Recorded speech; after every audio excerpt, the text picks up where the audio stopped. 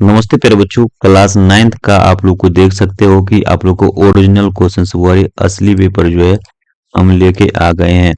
जी हाँ दोस्तों, असली पेपर जो है साइंस का सबके सब बच्चे एकदम ओरिजिनल क्वेश्चंस का ऑब्जेक्टिव क्वेश्चंस इस वीडियो में हम लोग करने जा रहे हैं।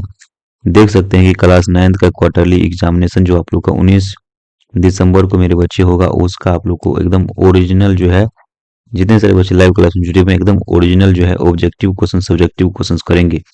कक्षा 9वीं का त्रैमासिक परीक्षा साइंस अनिवार्य विषय विज्ञान है, उसका इसी वीडियो पे आप लोग इसी चैनल पे आप लोगों से साइंस सोशल साइंस का आप लोग को जो है सब्जेक्टिव क्वेश्चंस भी अपलोड है, जाके देख सकते हैं सब्जेक्टिव ऑब्जेक्टिव सारा।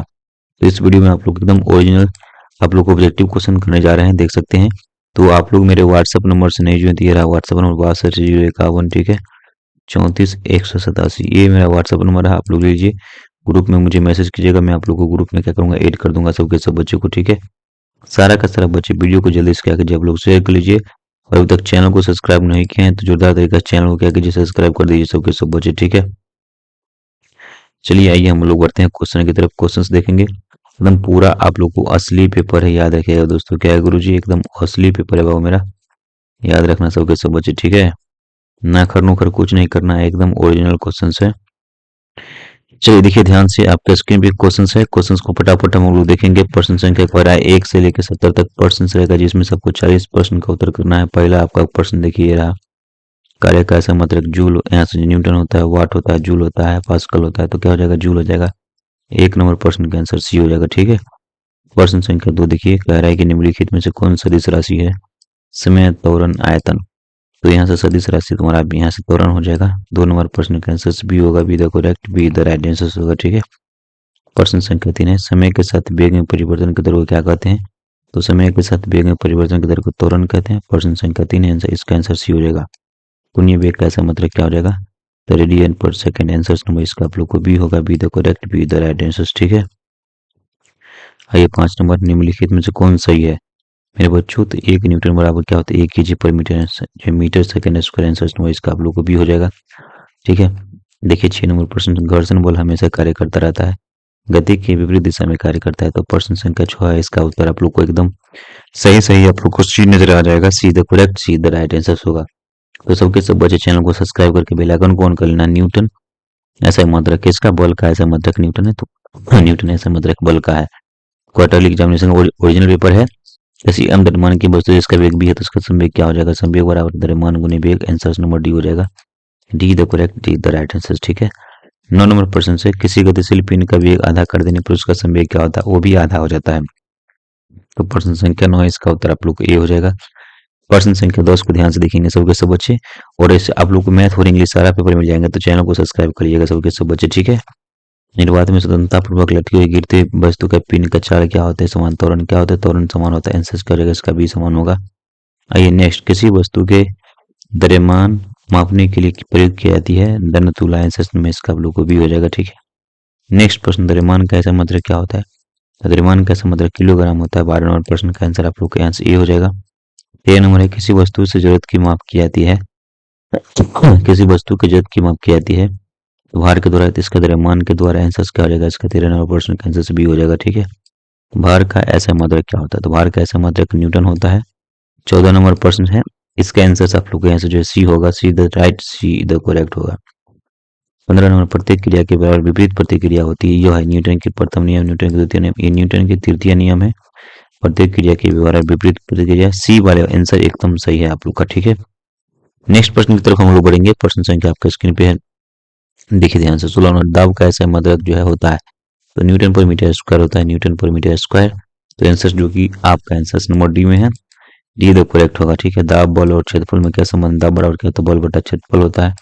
आंसर नंबर यहाँ से 17 का यहाँ से आप लोग को ए होगा, ठीक है। नेक्स्ट प्रश्न की तरफ हम लोग बढ़ेंगे। प्रश्न संख्या 18 है, जैसा कि आप सब देख सकते हैं, पृथ्वी के केंद्र पर गुरुत्वाकर्षण का मान क्या होता है, तो शून्य हो जाता है। क्या होता है, शून्य होता है, तो इसका आंसर आप लोग को सी होगा। 19 नंबर प्रश्न से, चंद्रमा पर किसी वस्तु का भार पृथ्वी के भार के लगभग कितना गुना होता है, 1/6 गुना होता है, ठीक है।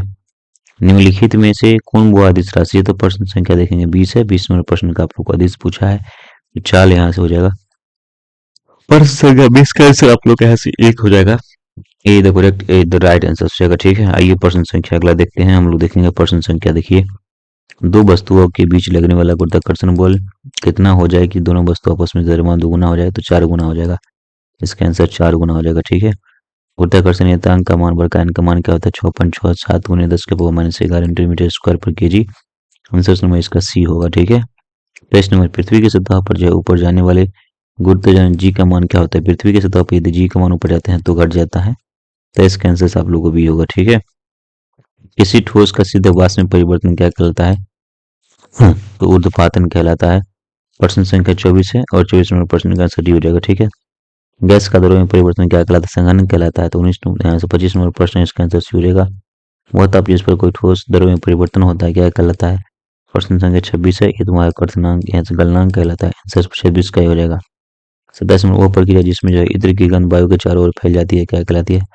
प्रश्न संख्या 27 है और 27 नंबर प्रश्न का आंसर सब को बी विसरण आंसर नंबर बी हो जाएगा। ठीक है, नेक्स्ट प्रश्न, निम्नलिखित में से कौन वाष्प जो है वाष्पन की क्रिया को उत्पन्न करती है? प्रश्न संख्या 28 है और बच्चों जी 28 नंबर प्रश्न का आंसर सब लोग को बी होगा। ठीक है, 29 100 डिग्री सेल्सियस ताप पर जो है केल्विन का मान क्या होता है? 29 नंबर प्रश्न से, और 29 नंबर प्रश्न का आंसर सब लोग को बी होगा। ठीक है, सौरमंडल में प्लाज्मा जो है अवस्था की उत्पत्ति का कारण क्या है? प्रश्न संख्या 30 है और बच्चों जी 30 नंबर प्रश्न का आंसर सब लोग का आंसर बी निकल के आ जाएगा, बी द करेक्ट हो जाएगा आंसर। ठीक है, नेक्स्ट प्रश्न देखिए ध्यान से, हवादार जगहों पर जो है द्रव का मान वाष्पन क्या होता है? बढ़ जाता है, तो यहाँ से बढ़ जाएगा।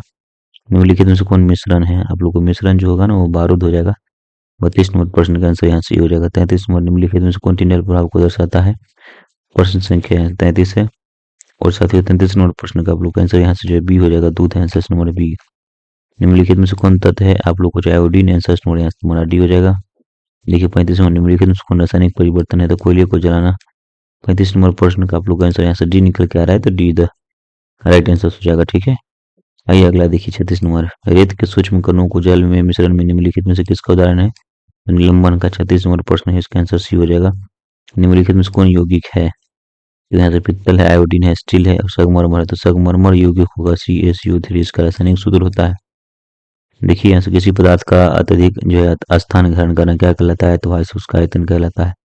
तो आंसर का हो जाएगा 38 का डी हो जाएगा। ठीक है, 39 नंबर प्रश्न देखिए, निम्नलिखित में से कौन जो है ऊर्ध्वपात हो सकता है? प्रश्न संख्या 39 है, इसका आंसर सब लोग को बी होगा, अमोनिया क्लोराइड जो है आंसर नंबर बी होगा। 40 नंबर प्रश्न, किसी पदार्थ के इकाई आयतन के द्रव्यमान को क्या कहते हैं? बड़े घनत्व कहते हैं। तो 40 नंबर प्रश्न का आंसर सही हो जाएगा। सारा का सारा ओरिजिनल प्रश्न पत्र देख लिए हैं आप लोग, तो सबके सब इस चैनल को सब्सक्राइब कर लीजिएगा और मेरा व्हाट्सएप नंबर 62 051 34 187, ये रहा व्हाट्सएप नंबर। आप लोग जुड़ जाइएगा और चैनल को सब्सक्राइब करके बेल आइकन को ऑन कर लीजिएगा, ताकि जब भी वीडियो डालूंगा नोटिफिकेशन सबसे पहले आप तक जाएगा। जय हिंद, जय भारत, माता की जय।